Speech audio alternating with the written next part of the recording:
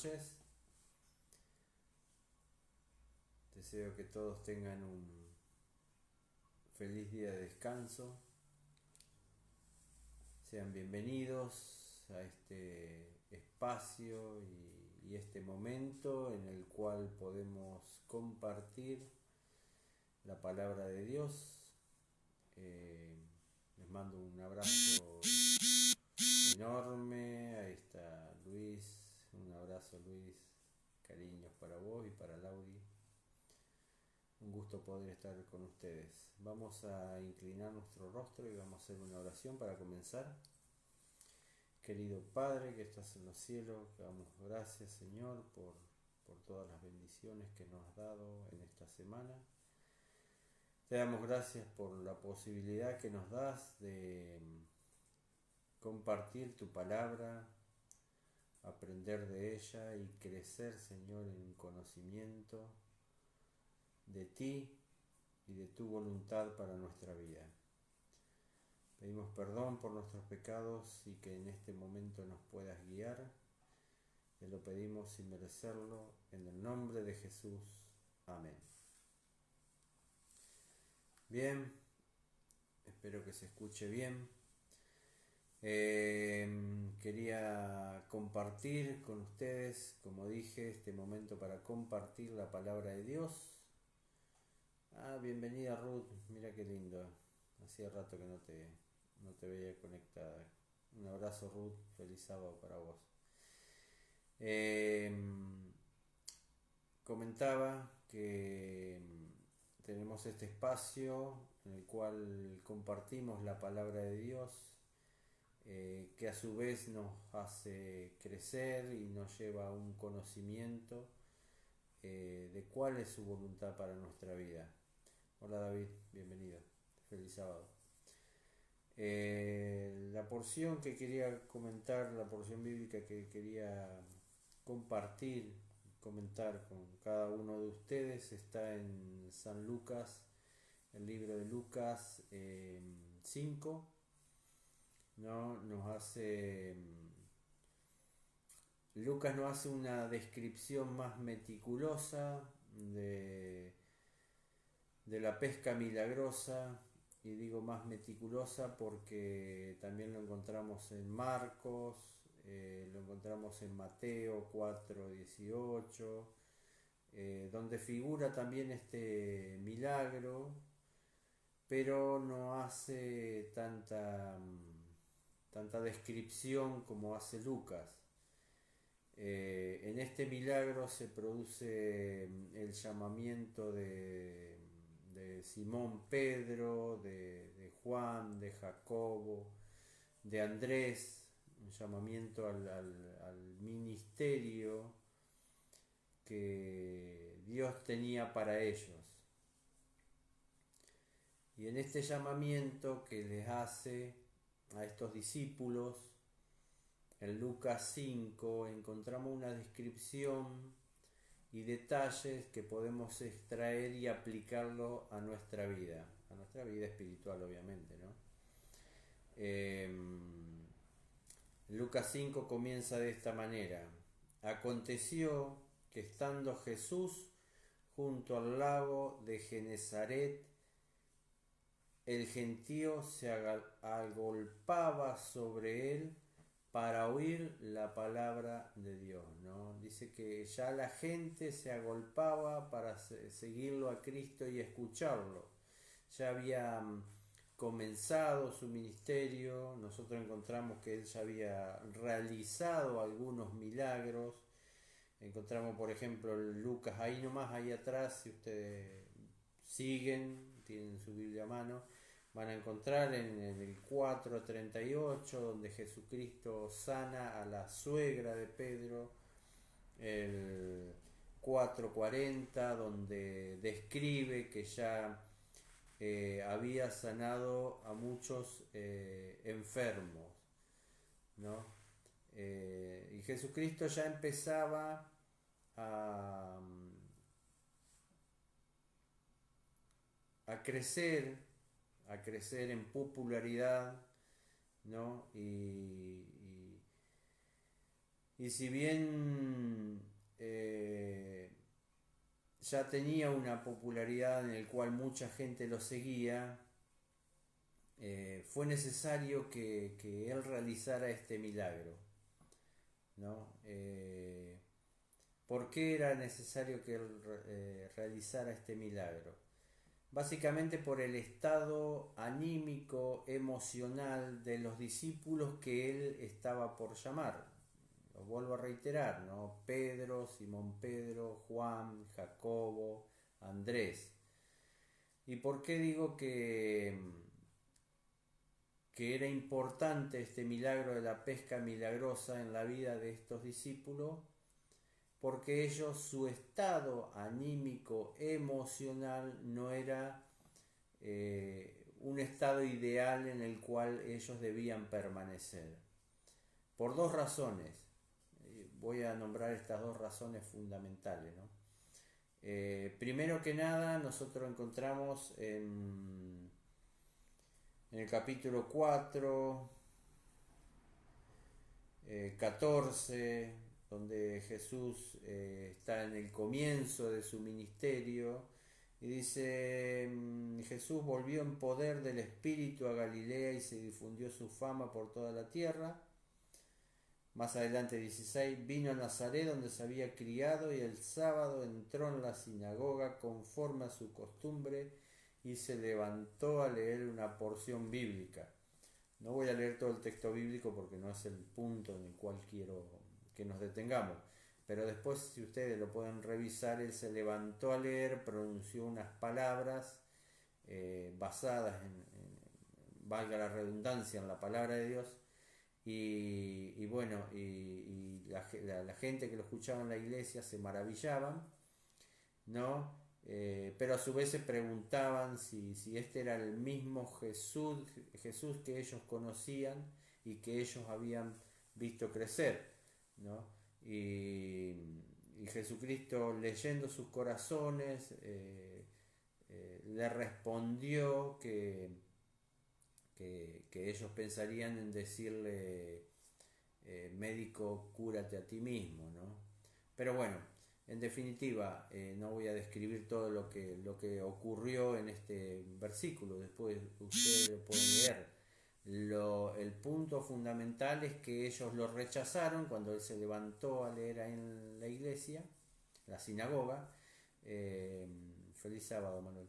Y se levantó a leer y lo rechazaron, y no solo que lo rechazaron, sino que quisieron asesinarlo.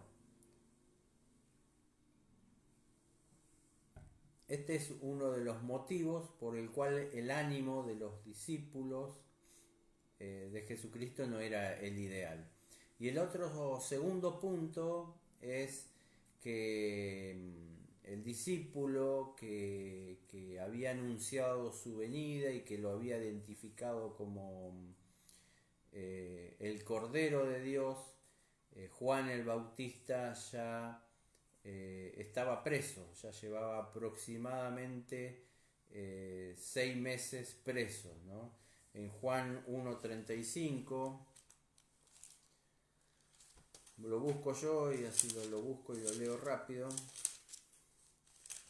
1:35 nos dice, no, más adelante, Rabí, que significa maestro, ¿dónde vive? Y él les dijo, venid y ved. Fueron donde vivía y se quedaron aquel día con él porque era como la hora 10. Andrés, uno de los que estaba acá en la pesca milagrosa, hermano de Simón Pedro, era uno de los que había oído a Juan y habían seguido a Jesús. Aquel encontró primero a su hermano Simón y le dijo, hemos encontrado al Mesías, que significa el Cristo, y lo trajo a Jesús.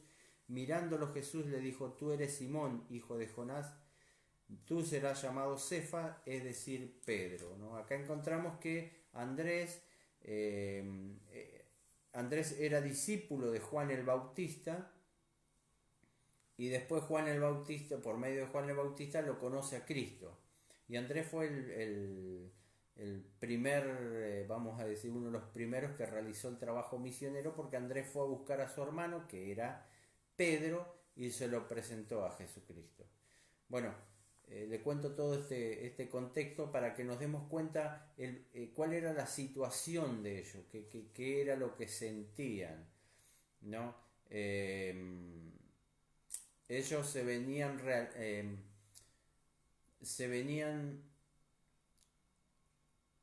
esporádicamente relacionando con Jesucristo, pero no era una relación permanente.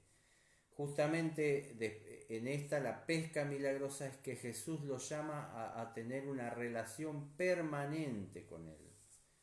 Ellos se venían relacionando esporádicamente y ellos estaban en este momento, su estado anímico no era el ideal. Por estas dos causas, porque ellos veían que Jesucristo, la misma gente que lo vio crecer, lo quisieron matar, lo rechazaban y también vieron que Juan el Bautista, que era el principal, digamos, que lo anunciaba él como el Cordero de Dios, estaba hace 6 meses preso. Entonces es lógico evaluar si era conveniente y si era factible seguir a Jesucristo. Por eso fue necesario que Jesucristo realizara este milagro, ¿no? Que era la pesca milagrosa. Es importante que entendamos el contexto de por qué se lleva a cabo, por qué Jesucristo realizó este milagro y cuál era todo lo que rodeaba la situación cuando se realizó este milagro. Él debía disipar las dudas de su discípulo. Para hacer un llamado permanente a seguirlo a él primero que nada debía disipar las dudas que andaban dando vuelta en la cabecita de los discípulos, ¿no? Yo siempre en otra predicación que tuve conté, siempre yo me bauticé aproximadamente, entregué mi vida a Cristo en el 2000, ya hace 23 años que estoy en los caminos de Dios, ¿no? Y he tenido altibajo, momentos que estaba allá abajo y momentos que gracias a Dios estoy bien, espiritualmente hablando. Y muchas veces, en muchas situaciones he visto la mano de Dios constantemente, pero hubo situaciones en las cuales me encontré en una encrucijada que uno no sabe para dónde ir y acudí a Dios y Dios se manifestó de una manera que no hay otra explicación que uno pueda dar que no sea la intervención divina. Yo, por ejemplo, en este año, en febrero, conté mi experiencia en un viaje que tuve en avión y se daba toda una situación complicada y no la voy a contar de vuelta porque ya la conté en otra oportunidad, ¿no? Pero la situación, una situación complicada y le pedí a Dios que intervenga y Dios intervino, pero de manera impresionante. Hasta hoy en día nadie me dio una explicación de por qué acontecieron esos sucesos, pero bueno, yo sé por qué aconteció, ¿no? Porque Dios intervino. Y yo guardé, siempre lo tengo guardado, y lo voy a tener guardado siempre. Acá tengo guardado el pasaje.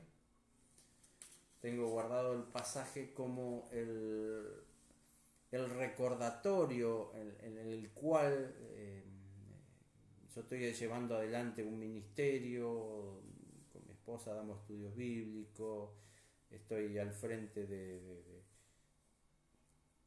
la iglesia en un cargo que me asume mucha responsabilidad, que me enfrenta muchas veces a situaciones complicadas y difíciles.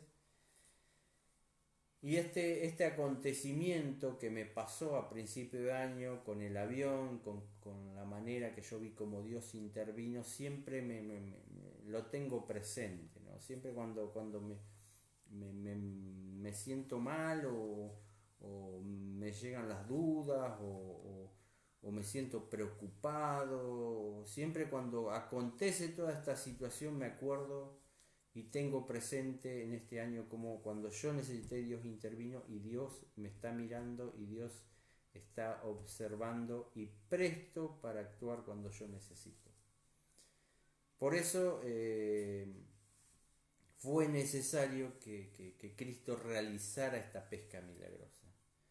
Fue necesario para hacer un llamado a una relación, a un ministerio permanente de sus discípulos a seguirlo, a pesar de todas las circunstancias adversas que ellos podían estar viendo que le estaban aconteciendo. Creo que ahí redondeo todo el contexto, ¿no?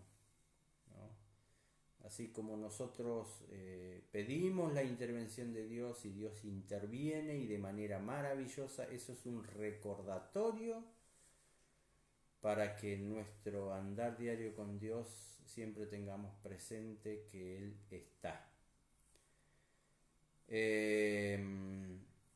Y Pedro era la voz cantante en esta pesca milagrosa. Pedro era la voz cantante, la voz que interactuaba con Cristo, ¿no? Porque Pedro era el dueño de las barcas. Evidentemente Pedro era el dueño de las barcas y tener dos barcas era tener prácticamente una empresa de pesca, ¿no? En las cuales los subordinados de Pedro era su hermano Andrés, Jacobo y Juan. Y Pedro tenía rasgos de carácter, su personalidad, era un hombre de acción, por los que describe a lo largo de los evangelios. Las características que tenía Pedro eran, en cuanto a su carácter y su personalidad, eran muy antagónicas, ¿no? Por un lado, tenía muchas virtudes que resaltaban, ¿no? Pero también tenía defectos, ¿no? Tenía serios defectos, vamos a decirlo de esta manera, ¿no? Era muy valiente, muy afectuoso, muy predispuesto, pero también en diferentes situaciones de crisis sobresalía que era cobarde, que era vacilante. Por eso digo que su rasgo de carácter y de personalidad era muy fluctuante, ¿no?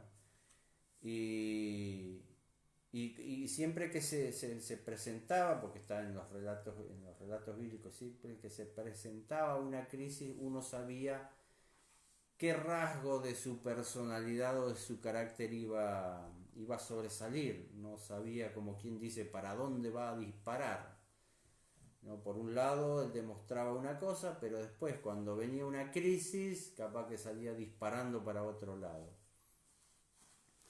Pero a su vez, por más que él tenía estos defectos o este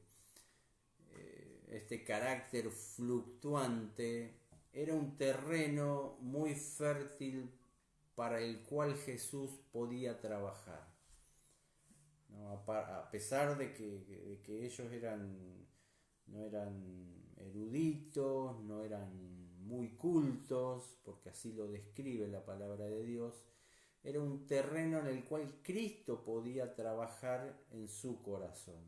Y esto no es porque Cristo menosprecie la formación intelectual, menosprecie la educación. No, Cristo no menosprecia eso. Simplemente todo esto es importante, la educación, la formación intelectual, todo esto es importante siempre y cuando está subyugado a la voluntad divina, ¿no? Cuando todo esto está subyugado a la voluntad divina, es una bendición, ¿no? Si nosotros vemos en Lucas 4, lo leí hace un ratito, cuando Jesucristo comienza, en el comienzo de su ministerio, Él entra en la iglesia, en la sinagoga, ¿no? Él entra en la sinagoga a leer un texto bíblico, bueno, y lo quisieron matar, y lo quisieron, un sábado lo quisieron matar, y supuestamente los líderes religiosos eran personas intelectuales, supuestamente no, eran personas más cultas, eran personas que tenían una formación, una preparación, ¿no? Había colegios en el cual los líderes religiosos se preparaban para llevar adelante ese ministerio, ¿no? Pero supuestamente esta persona que era más culta, que tenían una formación más, mucho mejor que estos pescadores, lo quisieron matar a Cristo, ¿no? Entonces, ¿por qué estoy describiendo esto? Para que veamos el contraste, ¿no? Los discípulos, los cuales Cristo quería llamar, si bien tenían defecto de carácter como Pedro, eran personas en las cuales Dios podía obrar. Las otras personas, por más que tenían una formación, etcétera, etcétera, Dios no podía obrar. ¿Por qué no podía obrar? Porque ellos tenían una autosuficiencia. Ellos creían que ya no podían recibir más luz de la que recibieron. Es un peligro importantísimo, el creerse sabio, el tener autosuficiencia muchas veces, y a ellos los llevaron a ser incapaces de simpatizar con la humanidad caída, con los problemas que tenía la raza humana, ¿no? Y menos que menos hacerse colaborador en la tarea de predicar el Evangelio. Ellos ya creían que se la sabían todas, creían que lo que ellos sabían ya bastaba, y así le estaban bajando a la luz que le podían llegar a ellos por medio de nuestro Señor Jesucristo. Por eso Jesucristo llama a estos discípulos, ¿no? A estos pescadores. Y esto también es una enseñanza para cada uno de nosotros. Muchas veces uno ve como en el seno de la iglesia, aquellos que son conocedores de la palabra de Dios, muchas veces ve como hay un espíritu de crítica o un espíritu de juzgamiento, que por ejemplo dicen, y lo voy a poner por ejemplo porque constantemente estamos en comunicación con él y yo sé que hay confianza, y él sabe que lo estoy poniendo como ejemplo. Por ejemplo, yo digo, el hermano David no puede, qué sé yo, no puede predicar, qué sé yo, porque tiene defecto de acá, defecto de allá, etcétera, etcétera, etcétera. Primero que nada, que Dios es el que capacita,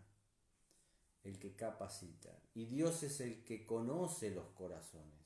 Entonces Él sabe y Él llama a quien que Él cree que es conveniente. Y si Él llama al hermano David a formar un grupo para llevar adelante un ministerio, es porque Dios sabe que Él está capacitado para llevarlo a cabo. Yo no soy quien para ponerle en tela de juicio. Y así como este ejemplo, simple ejemplo, tenemos el ejemplo en la iglesia. Ah, no, pero lo pusieron a fulanito de tal de anciano. Ah, lo pusieron al hermanito en actividad misionera. O la pusieron a esa hermana que no habla nada, que es callada, que como directora en el Ministerio de la Mujer.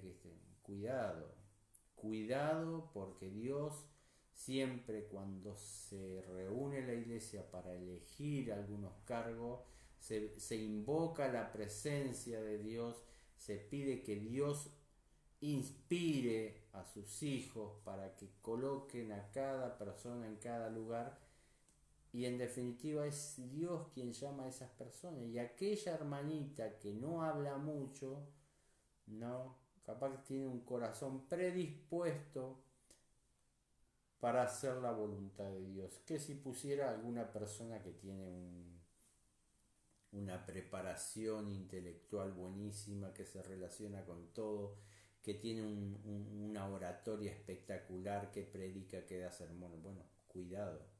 Dios es el que conoce los corazones de las personas, y Él es el que sabe a quién llamar y a quién no llamar, en definitiva, ¿no? Por eso hablo con respecto al carácter de los discípulos, por qué Dios llama a estos humildes pescadores y no pudo obrar a través de aquellos que eran más intelectuales, más conocimiento. No es que Dios desestima esas capacidades, sino que esas capacidades, cuando no están subyugadas, y lo vuelvo a repetir, a la voluntad de Dios, no están en condiciones de servir a Dios, ¿no? Porque se exaltan ellos mismos.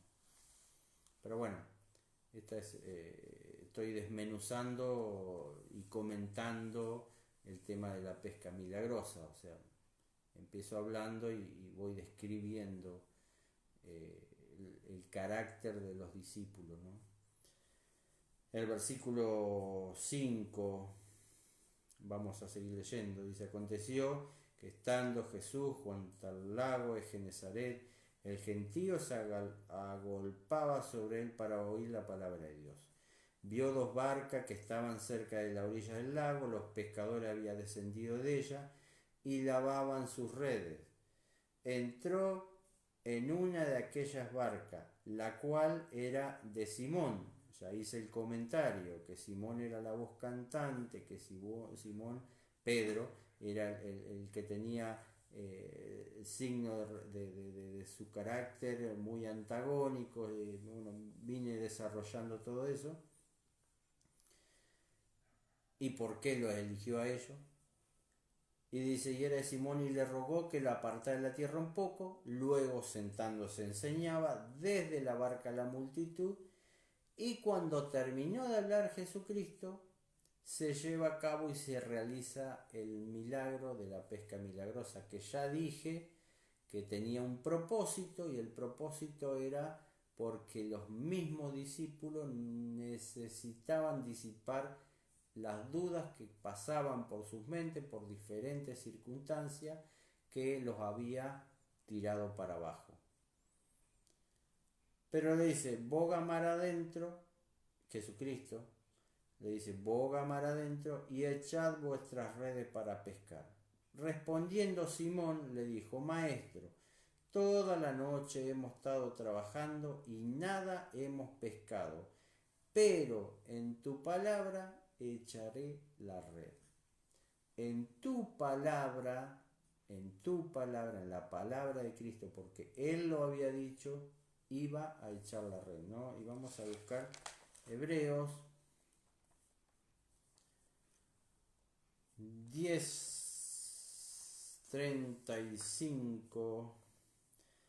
No perdáis pues vuestra confianza, que tiene una gran recompensa, pues es necesaria la paciencia para que, habiendo hecho la voluntad de Dios, obtengáis la promesa. Es necesaria la paciencia para que, habiendo hecho la voluntad de Dios, obtengáis la promesa. Porque aún un poco, y el que ha de venir vendrá y no tardará. Mas el justo vivirá por la fe. Pero si retrocede, no agradará a mi alma, ¿no? Pero nosotros no somos de los que retroceden para perdición, sino de los que tienen fe para la preservación del alma. la fe tiene dos características. Una, por lo que leímos, la confianza y la paciencia. Y es un beneficio porque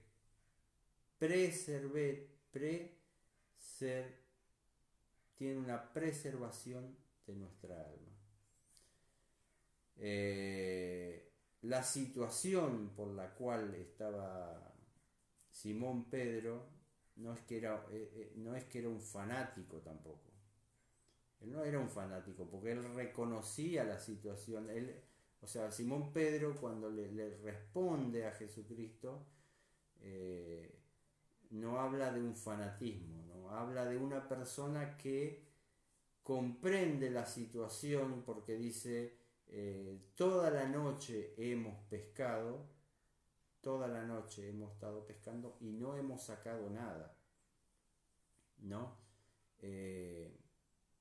Y a pesar de que la situación la cual él estaba llevando adelante, que era una frustración total porque no habían pescado nada, vuelvo a reiterar, el estado de ánimo de ellos no era el ideal porque lo habían visto a Juan preso, hacía 6 meses Juan estaba preso, ¿no? Y habían visto como la misma gente que lo conocía a Cristo lo había intentado matar. Entonces todo ese combo se juntaba en la cabeza de Simón Pedro, que su realidad le demostraba que no había tenido ningún fruto de su pesca, era algo real, ¿no?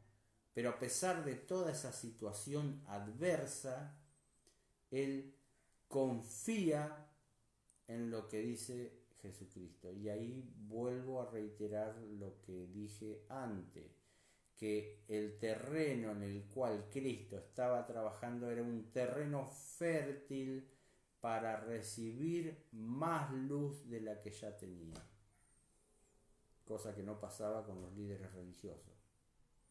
Pedro, si bien era carente de toda capacidad intelectual, pero era alguien que estaba dispuesto a obedecer a pesar de que toda la situación le era adversa, ¿no? Porque siempre se describe las características malas que tenía Pedro, ¿no? que rechazó a Cristo, que siempre actuaba impulsivamente cuando sacó su espada, que le cortó la oreja a un soldado, etcétera, etcétera.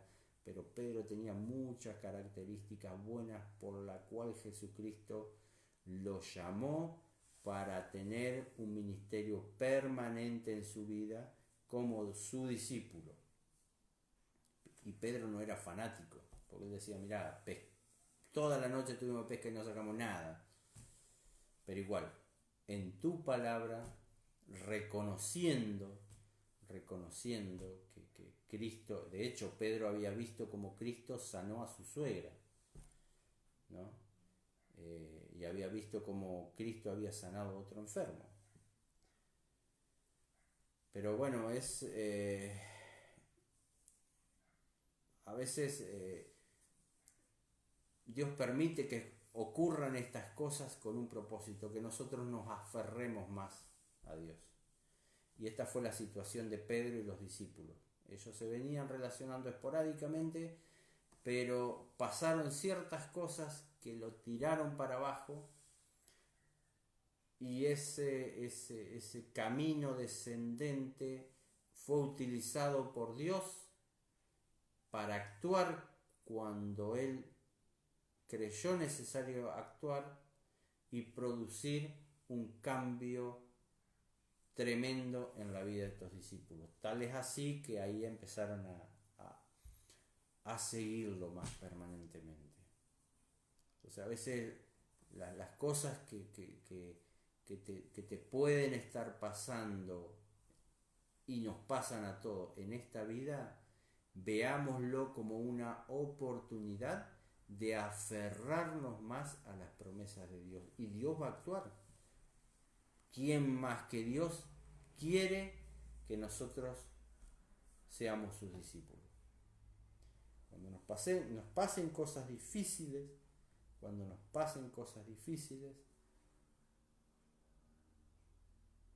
no lo rechacemos a Dios y no culpemos a Dios de las situaciones, sino que aferrémonos a Dios en esa situación. Y Dios va a orar. Dios va a orar. Cuando se presente un panorama desalentador, es la oportunidad de Dios para obrar en nuestra vida. En Isaías 41:10, no temas, no desmayes, porque yo estoy contigo y yo soy tu Dios. Isaías 41:10. Respondiendo Simón le dijo, Maestro, toda la noche hemos estado trabajando y nada hemos pescado, pero en tu palabra echaremos la red. Cuando lo hicieron, recogieron tal cantidad de peces que su red se rompía, el milagro. Entonces hicieron seña a los compañeros que estaban en la otra barca para que acudiera a ayudarlo. Ellos vinieron, llenaron ambas barcas y de tal manera que se hundían. Viendo esto, Simón Pedro cayó de rodillas ante Jesús diciéndote, apártate de mí, Señor, porque soy hombre pecador. Pedro ya había visto cómo Cristo había realizado otros milagros y no habían producido este efecto en su vida, en su corazón. ¿Cuál fue la diferencia? Que él fue partícipe de este milagro. Cristo lo envió a él y el milagro fue producido y él fue parte de este milagro. Y él, al ver este milagro, reconoció en Cristo la divinidad que tenía y el poder sobre toda la naturaleza. Recordemos, su estado anímico estaba decaído por todas las situaciones adversas, pero se presenta Cristo y le demuestra que Él tiene poder sobre toda la naturaleza y toda la naturaleza está sujeta a su voluntad. Entonces, en esas situaciones cuando él se siente indigno delante, le pasó lo mismo a Isaías, cuando él vio en el templo, ¿no? En el templo y cayó casi desmayado. Lo vimos también en Daniel, lo vimos también en Juan, en Apocalipsis. Siempre cuando Dios se manifiesta, uno reconoce y recapacita y es como que hace un cambio en nuestra mente. ¿Por qué? Porque nosotros nos damos cuenta que estamos ahogados en un vaso de agua y que Dios está por sobre todas las cosas y nuestra mirada era muy limitada, muy ahí nuestra mirada y nos sentimos indignos. Y eso es lo que él manifiesta a Pedro. Dice, apártate de mí porque yo soy hombre pecador. Pero en ese momento cuando él dice, apártate de mí porque soy hombre pecador, Jesucristo le manifiesta, no temas, desde hoy en adelante serás pescadores de hombres. El problema que vos tenés y el problema que tenemos todos cuando nos sentimos de esa manera, porque Dios obra y actúa en nuestra vida, Jesucristo dice, no temas porque ese problema de que somos pecadores lo soluciono yo en la cruz. Cristo solucionó en la cruz la indignidad nuestra para ser partícipe de la obra del Evangelio, para ser partícipe como discípulo suyo. Nosotros no estamos en condiciones, no estamos capacitados. Aún así, Dios nos da su bendición. Dios nos da esa bendición de ser partícipe de algo tan maravilloso que es predicar las buenas nuevas, ser partícipe en la misión, en los milagros que hace Jesucristo en las demás personas. convirtiendo corazones, y nosotros somos parte de ese trabajo porque nosotros llevamos el Evangelio. Es un privilegio, es una bendición, el cual nosotros no estamos capacitados, ni siquiera estamos en condiciones de orarle a Dios, de hacerle una petición, porque cada vez que nosotros oramos decimos, Señor, te pido por fulanito que obres en su corazón para que esa persona pueda aceptarte en su vida. Y terminamos la oración en el nombre de Jesús, te lo pedimos, amén. ¿Por qué en el nombre de Jesús? Porque Él en la cruz permitió que nosotros seamos parte de ese privilegio, porque nosotros no estamos en condiciones porque somos indignos, porque pecamos, porque somos una raza caída, porque nos apartamos de Dios, porque tenemos un montón de defectos de carácter, al igual que Pedro, pero aún así, entregando nuestra vida a Dios, Dios nos acepta, y el mayor problema que teníamos nosotros, que somos indignos, Él lo solucionó en la cruz. Por eso dice, apártate de mí, Señor, porque soy hombre pecador. No temas, de hoy en adelante vas a ser pescador de hombres.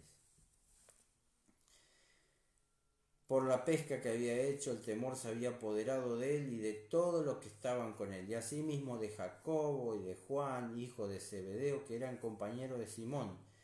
Pero Jesús dijo a Simón, no temas, desde ahora serás pescador de hombres. Trajeron a tierra las barcas y dejándolo todo lo siguieron. Esto no quiere decir que porque yo entregué mi vida a Cristo, si tengo una empresa la voy a dejar, o si tengo, no sé, una cuenta bancaria, o si tengo unos ahorros, lo voy a dejar todo y voy a ser discípulo y voy a abandonar. No. Lo que está queriendo decir acá, dejándolo todo, obviamente ellos dejaron esa actividad de la pesca porque se involucraron más de lleno permanentemente en la misión que tenía, que era la de predicar el Evangelio y ser discípulo de Cristo. Pero acá básicamente lo que está diciendo es que cuando nosotros experimentamos esta comunión con Dios, cuando Dios obra en nuestra vida, cuando nosotros vemos nuestra condición y vemos lo que Cristo hizo para que nosotros seamos partícipes de esta tarea, ponemos a Dios en primer lugar. Ponemos la misión en primer lugar. No es que yo voy a dejar mi casa y me voy a predicar el Evangelio y abandono todo y descuido a mis hijos y descuido a mi empresa. No. Lo que está queriendo decir es que lo primero que llegó a ser en la vida de Simón Pedro y de su hermano Andrés y de Juan y de Jacobo es la misión que tenía ellos en su vida, que era la de ser discípulo de Dios. Y es lo que debería ser en nuestra vida, ¿no? Las prioridades. Dejar todo aquello que me aparta de Dios y dedicar toda mi energía a lo que Dios tiene como propósito para mi vida. Dios te llamó, Dios tiene un propósito. Las cosas a veces no se presentan de manera que uno espera, es porque Dios está permitiendo. Yo podría enumerar un montón de sueños y anhelos truncados que tengo en mi vida. Uno de esos, por ejemplo, es basados en la Biblia. Es la salida al campo. Es un deseo en mi corazón de irme, trasladarme a un lugar más tranquilo, a llevar una vida diferente. Acá no estoy en el centro de la ciudad, pero estoy cerca de una ciudad. Y bueno, eso es uno de esos sueños, esos anhelos que uno tiene, porque ya hace unos 3 años que los tengo y los pongo en oración y todavía no los veo realizados y no lo puedo, y uno se dice, pero si es tu voluntad, porque está en la palabra de Dios, es lo que vos anhelás para mi vida, y yo lo quiero llegar a cabo, entonces ¿por qué no se están dando? Bueno, no se están dando porque Dios tiene algo para enseñarme a mí. Dios tiene un propósito para mi vida. Y mientras yo descubra ese propósito, tengo que buscar y aferrarme más a Dios. Mientras yo no vea realizado eso en mi vida, como Pedro, tengo que decir, pero en tu palabra voy a echar la red. En tu palabra voy a seguir adelante con la misión que tengo, que es la de predicar el Evangelio. A pesar de que las situaciones a veces no salgan como uno quiere, por más que esté basado en la palabra de Dios. Dios tiene algo para enseñarte, Dios tiene un propósito para tu vida, que muchas veces no son los tiempos en los cuales uno espera. Y eso era lo que le pasaba a los discípulos. Ellos venían en picada porque, aconteció diferentes acontecimientos que lo tiraban para abajo, pero Dios intervino y a partir de esa intervención de Dios pusieron a Dios en primer lugar y ahí tuvieron un camino de discipulado más permanente con Cristo. No te desanimes, no te bajonees, Dios tiene un propósito, Dios va a intervenir más de una vez en tu vida para ayudarte a crecer. Aunque aquello que uno anhela, aunque aquello que tiene un fundamento bíblico aún no se realiza en tu vida, eso no quiere decir que Dios no está al control de tu vida y que Dios está trabajando en tu vida. Aferrate a las promesas de Dios. En tu palabra voy a echar la red. Espero que les haya sido de utilidad este mensaje, que lo puedan aplicar en su vida y que Dios los bendiga mucho.